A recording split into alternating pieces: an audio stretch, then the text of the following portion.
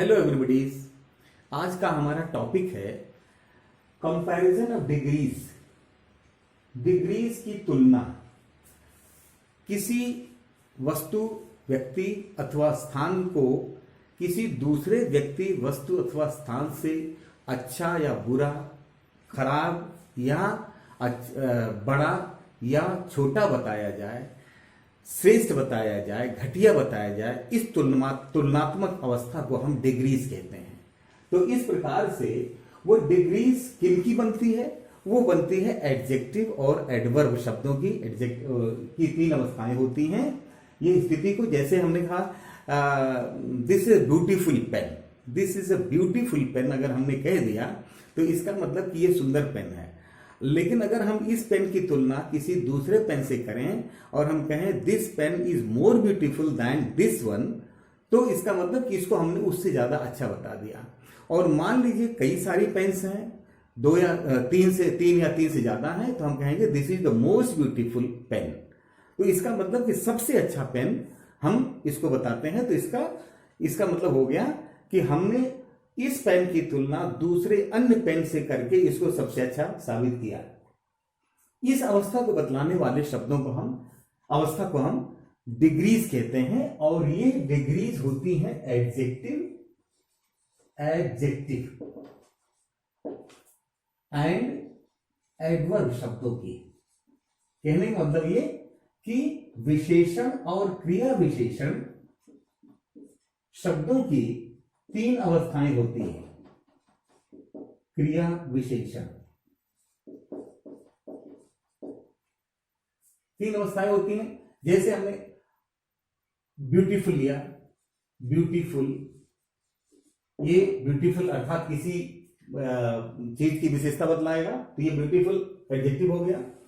ये तो अगर हम किसी दूसरे से पेन से तुलना करें, इसको हम कहेंगे मोर ब्यूटीफुल, मोर ब्यूटीफुल। और इसकी अन्य कई सारे पेन से इसकी तुलना करें और उसको सबसे अच्छा कहेंगे हम, तो ये हो जाएगा मोस्ट ब्यूटीफुल। इसी तरह से अगर हम कहें शहरों की हम तुलना करें कि Bombay is the busiest city of India. इसका मतलब कि इंडिया के जितने भी शहर हैं उनमें बॉम्बे जो है सबसे बिजी शहर है।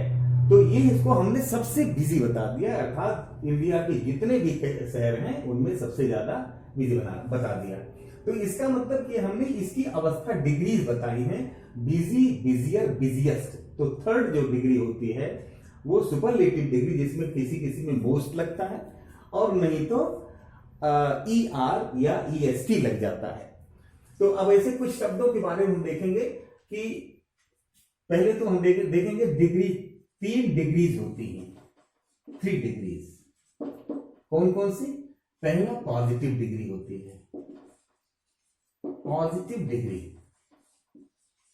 इसका मतलब समान अवस्था, जिसमें दो या दो से अधिक वस्तुओं की तुलना को हम तुलना करके और उसको समान दिखाने की कोशिश करेंगे। इसमें पहचान होती है एज लगा होता है या सो एज लगा होता है। ये इसकी पहचान है, इतना जितना। इसका हिंदी में अर्थ होगा इतना जितना। जैसे हम कहें this pen is as beautiful as that one। ये उतना ही सुंदर है जितना कि पूरा पहले वो उधर वाला है। इसका मतलब कि इस पेन को हमने उसके साथ तुलना करके समान बता दिया। तो इसमें देखिए हमने एज और एज का प्रयोग हुआ। एज के बाद पहले एडजेक्टिव आया और फिर दूसरे से तुलना करने वाले वस्तु के पहले हमने एज लगा दिया। दूसरी डिग्री है कॉम्पेरेटिव डिग्री। कॉम्पेरेटिव तुलनात्मक अवस्था, जिसमें हम इसको एक को अच्छा बताएं और दूसरे को उससे खराब बताएं। डिग्री कंपैरेटिव डिग्री तुलनात्मक अवस्था इसको कहते हैं, तुलनात्मक, हिंदी में तुलनात्मक अवस्था। इसमें क्या लगा होता है, या तो ई आर लगा होगा या मोर लगा होगा, और इसके साथ जिससे हम तुलना करेंगे उसके पहले हम दैन का प्रयोग करते हैं। जैसे हम इसी पेन को दूसरे किसी पेन से ज्यादा अच्छा बताएं तो इसमें क्या हो जाएगा, this pen is more beautiful than, जिससे पहले तुलना की जा रही है उसके पहले हम दैन लगा लिया, दैन दैट वन। अब ये तो तुलना केवल दो में हमने की है, अभी मोर का प्रयोग हुआ है, और इसके बाद जिससे हम तुलना करते हैं उसके पहले हम दैन का प्रयोग कर देते हैं। और तीसरी डिग्री है सुपरलेटिव। सुपरलेटिव का मतलब कि सबसे उच्चतम अवस्था, सबसे श्रेष्ठ अवस्था, सुपरलेटिव डिग्री, श्रेष्ठतम अवस्था। अब श्रेष्ठतम अवस्था का मतलब ये नहीं होता है कि सबसे अच्छा ही, श्रेष्ठतम का मतलब सबसे खराब भी हो सकता है, लोएस्ट भी हो सकता है, हाईएस्ट भी हो सकता है, बेस्ट भी हो सकता है, तो वर्स्ट भी हो सकता है, बैड भी हो सकता है, बैड वर्स्ट वर्स्ट। तो ये जो सुपरलेटिव डिग्री है इसमें ईएसटी या मोस्ट का प्रयोग करते हैं, और इसके पहले हम द का प्रयोग करते हैं। कहने का मतलब कि जिस व्यक्ति, वस्तु अथवा स्थान को सबसे ज्यादा सुंदर, सबसे ज्यादा घटिया, सबसे ज्यादा अच्छा बताया जाए उसके पहले हम या तो ईएसटी लगा देते हैं, और कुछ कुछ शब्दों में हम मोस्ट का प्रयोग करते हैं। जैसे हम कहें this is the most beautiful pen. इसका मतलब, अब हमने आगे कुछ नहीं लिखा, इसका मतलब there were so many pens and this one is the most beautiful among all those. इसका मतलब कि उन सारी चीजों में, उन सारे पेन्स में ये सबसे ज्यादा सुंदर है, इसलिए हमें आगे अन्य जो तुलना की जाने वाली वो चीज पेन्स हैं उसको लिखने की आवश्यकता नहीं है। This gives the clear meaning and sense of its being very most beautiful. अब उन शब्दों को हम देखेंगे जो कि सेंटेंस के माध्यम से, कुछ ऐसे शब्द हम लिखते हैं जिनके डिग्रीज कैसे बनते हैं, जैसे स्मॉल, स्मॉलर, स्मॉलेस्ट, सुंदर, छोटा, उससे छोटा और सबसे छोटा।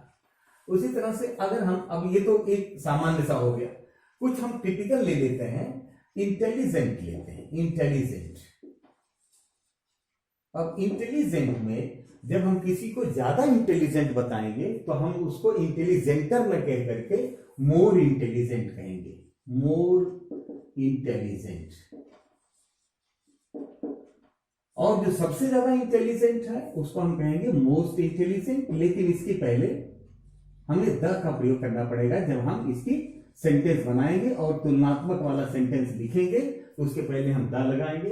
इसमें मोर और दैन लगाते हैं, ये पहचान हम लोगों ने देखी। अब इसी तरह से कुछ टिपिकल होते हैं फार। फार माने होता है दूर। इसके दो प्रकार के डिग्रीज चलते हैं, होती हैं फारदर और फारदेस्ट। फार, फारदर, फारदेस्ट। फार माने दूर, फारदर माने और दूर, और फारदेस्ट माने सबसे दूर है, सबसे दूर। लेकिन एक दूसरा भी इसी फार से फर्दर भी बनता है। फर्दर मीन्स और आगे, तो फार माने आगे, इसको हम दूर या आगे कहते हैं, और फर्दर माने और आगे,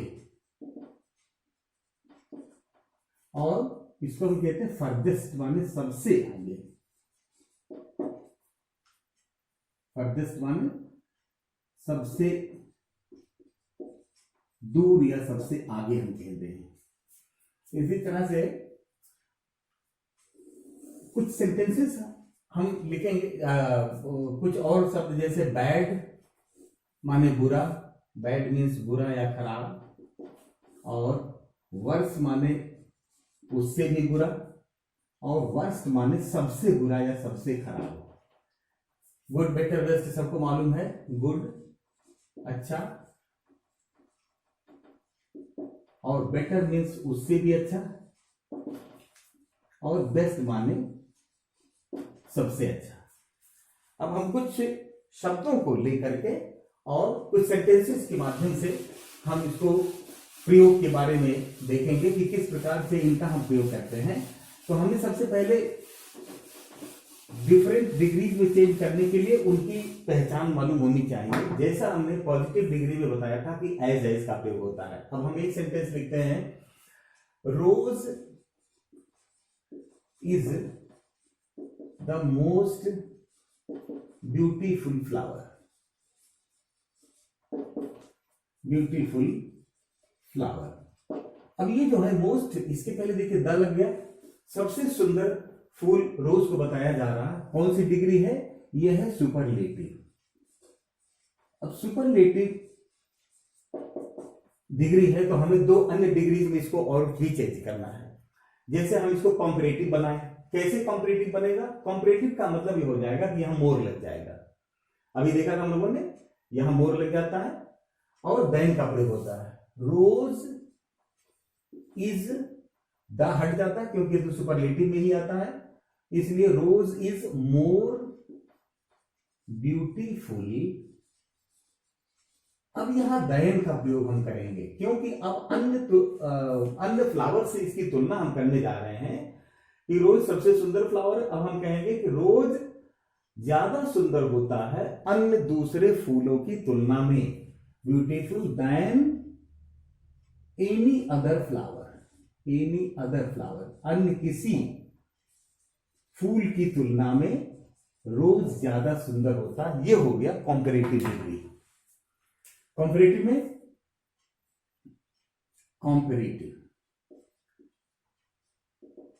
कंपैरेटिव डिग्री का प्रयोग हो गया। अब हमें बनाना है पॉजिटिव डिग्री। तो पॉजिटिव डिग्री में हम पहले तुरंत माइंड में स्ट्राइक होना चाहिए, इसकी सिम्टम होती है एज और एज, इतना सुंदर जितना की।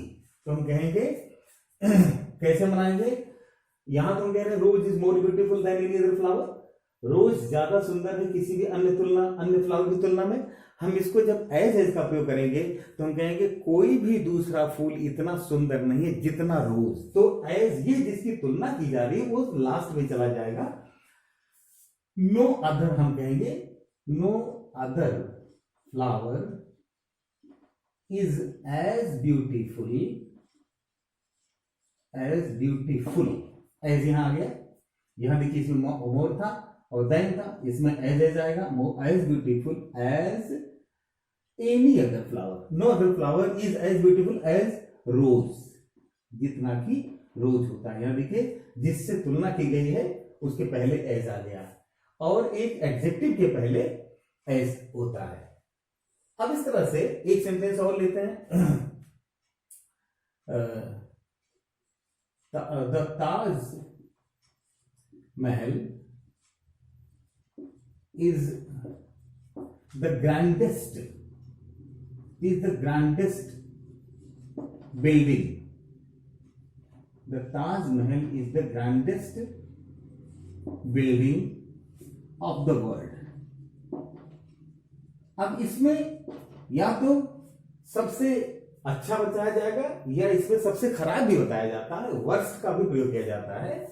लेकिन अब क्योंकि इसमें पहला वाला भी इसी तरह से था, मोस्ट का प्रयोग हुआ, इसमें ग्रैंडेस्ट का प्रयोग हुआ, इसका मतलब ये सुपरलेटिव डिग्री में है।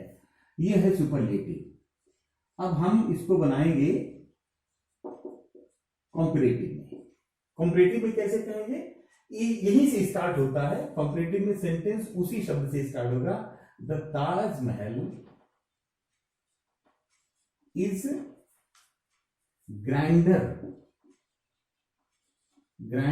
ग्रैंडेस्ट लिखा हुआ तो ग्रैंडर आ जाएगा, ये द हट जाएगा, इसके पहले द था। Grander than any other building of the world. लेकिन अब जब हम इसको, ये तो कॉम्परेटिव में हो गया, अब इसको अगर हम पॉजिटिव में बनाएंगे तो पॉजिटिव में कैसे लिखा जाएगा? No other building. यहां हमने देखा, देखिए नो अदर से यहां स्टार्ट हुआ है, no other building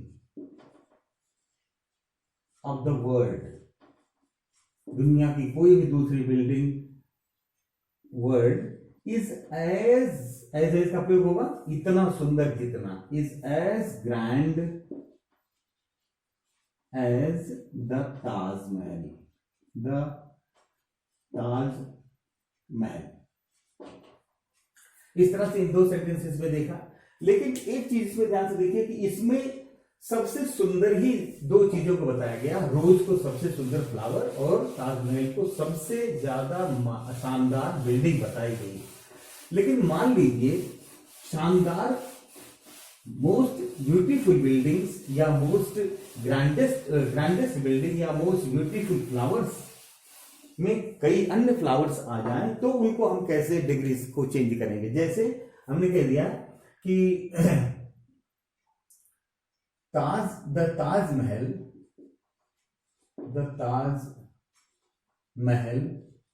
is one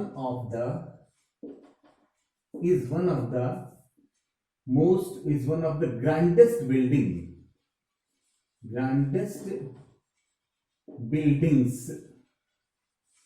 of the world।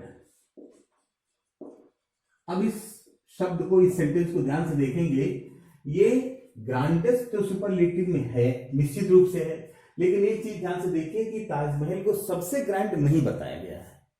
इसमें ताजमहल उन शानदार अन्य बिल्डिंग्स जो अन्य हैं उनमें से एक है। इसका मतलब शानदार और भी कई सारी बिल्डिंग्स हैं, उनमें से एक है, इसलिए इसको सबसे शानदार नहीं कहा गया है, तो सुपरलेटिव में। लेकिन अब इसको कैसे बनाएंगे? अफर्मेटिव, इसको कंपैरेटिव में कैसे बनाएंगे? द ताजमहल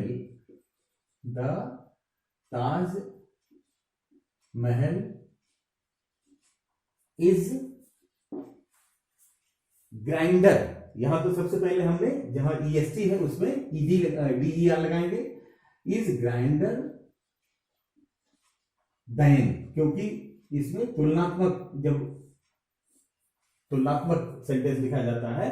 एक तो उसको ग्राइंडर किया, इज ग्राइंडर, और इसके बाद दूसरी तुलना की जाने वाले शब्दों के साथ पहले हम देन का प्रयोग करते हैं। The Taj Mahal is grander than most of the buildings of the world। अब यहां मोस्ट का मतलब सबसे ज्यादा नहीं, यहां मोस्ट का मतलब अधिकांश। यहां मोस्ट का मतलब है कि दुनिया की अधिकांश सुंदर बिल्डिंग्स में से ताजमहल भी एक है। Not the Taj Mahal is the grandest building. उसी तरह से ये तो हो गया कंपैरेटिव, और इसको पॉजिटिव डिग्री में कैसे चेंज करेंगे हम? जिसमें कि एज का प्रयोग करते हैं, इसको हम कहेंगे very few buildings of the world are as grand. इस ग्रैंड के पहले हमने एज लगाया क्योंकि एज इसमें आता है। Very few buildings of the world are as grand as the Taj Mahal. अब इनका अर्थ नहीं बदलना चाहिए। हमने इसमें ताजमहल को सबसे सुंदर बिल्डिंग नहीं माना है, बल्कि सबसे सुंदर बिल्डिंग्स और कई सारी हैं, उनमें से ताजमहल भी एक है। अब उसको कैसे लिखेंगे? कुछ बहुत कम बिल्डिंग्स ऐसी हैं दुनिया की जो कि इतनी शानदार है जितनी ताजमहल। इसका मतलब कि बहुत सारी बिल्डिंग्स से ये ज्यादा अच्छा है। इसी तरह से हमने, अब आप इसमें इस प्रकार के सेंटेंसेस को ध्यान से देखेंगे और भी आप अपने सेंटेंसेस फ्रेम करके, जैसे Bombay airport is one of the busiest airports of the world. तो इस तरह से भी ठीक उसी तरह से इसको भी बनाएंगे। अब हम आते हैं, मान लीजिए दो में तुलना हो रही है। जब दो में तुलना होती है तो पॉजिटिव और कंपैरेटिव ही बनेंगे, तब सुपरलेटिव नहीं बनेगा। सुपरलेटिव बनाने के लिए दो या तीन से ज्यादा चीजों का होना जरूरी है। अब मान लीजिए हम दो में ही तुलना कर रहे हैं। Ram is more intelligent, Ram is more intelligent then his brother, अब देखिए इसमें केवल दो की तुलना होगी, राम की और उसके भाई की। अब इसको हम सुपरलेटिव में नहीं चेंज कर सकते। हाँ, इसको कंपैरेटिव में है ही, इसको हम पॉजिटिव में चेंज कर देंगे। पॉजिटिव में एज या सो एज का प्रयोग होता है। तो राम ज्यादा इंटेलिजेंट है अपने भाई की अपेक्षा, तो हम कहेंगे उसका भाई इतना इंटेलिजेंट नहीं है जितना राम, क्योंकि एज लगाना, एज का मतलब इतना जितना। His brother is not so intelligent. अब ध्यान देना है, यहां अभी तक हमने एज लगाया था, अब यहां हम सो दैट का प्रयोग कर रहे हैं। कहने का मतलब कि जब हम नेगेटिव कंपैरिजन करेंगे, नेगेटिव सेंस का भाव देंगे, तो हमें एज के बजाय हमें सो का प्रयोग करना पड़ेगा। एडजेक्टिव के पहले हमें सो का प्रयोग करना पड़ेगा। सो इंटेलिजेंट एज, लेकिन यहां दूसरे वाले के साथ हम एज का प्रयोग करेंगे, एज राम। इस तरह से Ram is not so intelligent as his brother is not so intelligent as Ram. अब क्यों, लेकिन इसमें इसका मतलब तो हो गया कि मोर, इसको राम को ज्यादा इंटेलिजेंट बताया गया उसके भाई से, और वही सेंस यहां भी आ रहा है कि उसका भाई उतना इंटेलिजेंट नहीं है जितना राम है। इसका मतलब कि राम को ज्यादा इंटेलिजेंट बताया गया है। लेकिन मान लीजिए एक सेंटेंस हम लिखते हैं कि दोनों बराबर हैं। अगर हम इसको लिखें, Ram is as intelligent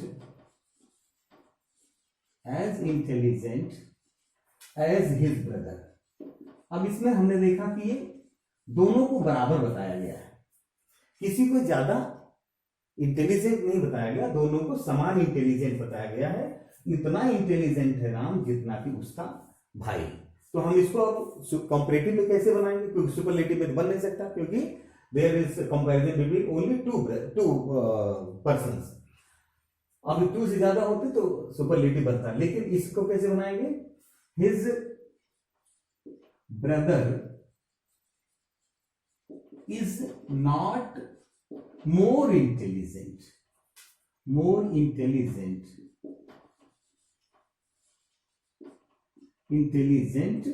then Ram.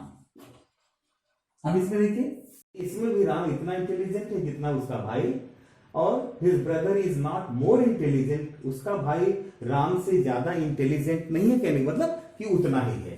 तो दोनों सेंस इसमें हम देख रहे हैं। और इस प्रकार से कुछ ऐसे शब्द होते हैं कंपैरेटिव में जिनको कि हम सुपरलेटिव में, अभी हमने देखा कि कंपैरेटिव में हम उसमें देन का प्रयोग करते हैं, लेकिन कुछ ऐसे शब्द होते हैं जिनके साथ कंपैरिजन में हम टू का प्रयोग करते हैं।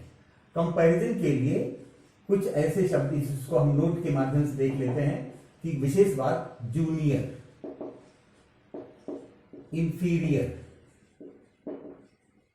Superior, exterior, interior, posterior,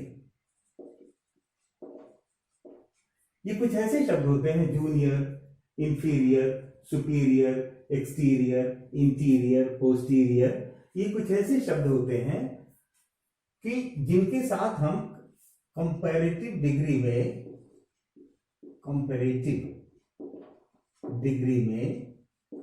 to का प्रयोग करते हैं। टू का प्रयोग होता है, दैन नहीं प्रयोग होता है, दैन का नहीं। ऐसे कुछ और भी शब्द हैं, एल्डर के साथ टू का प्रयोग होगा। अब इनको हम एक एक करके देखते हैं। जैसे Mister Sharma is junior to me. Mister Sharma is junior to me. Mister Sharma मुझसे जूनियर है। अब देखिए जूनियर दैन नहीं आया है, यहां जूनियर के साथ हमने टू का प्रयोग किया है। अच्छा, अब इसी तरह से inferior, this book is inferior to that book. इसी तरह से इंफीरियर, प्रीफर के साथ भी टू आता है, प्रीफर के साथ टू। जैसे मैं चाय की अपेक्षा कॉफी पसंद करता हूं, I prefer coffee to tea. Prefer के लिए हम टू का प्रयोग करते हैं। और उसी तरह से एल्डर, एल्डर के साथ हम टू लगाएंगे। ओल्डर और एल्डर, ओल्डर, एल्डर, ओल्डेस्ट और एल्डेस्ट। यहां ओल्डर का मतलब होता है पुराना या बूढ़ा, बड़ा होना। एल्डर माने बड़ा, ओल्डेस्ट माने सबसे बूढ़ा, सबसे बड़ा या सबसे बूढ़ा, और एल्डेस्ट माने सबसे बड़ा। जब हम किसी फैमिली में, जब अपनी फैमिली में ही अपने परिवार के सदस्यों से तुलना हम करेंगे, तब हम उसमें एल्डर टू और एल्डेस्ट का प्रयोग करते हैं। जैसे आई एम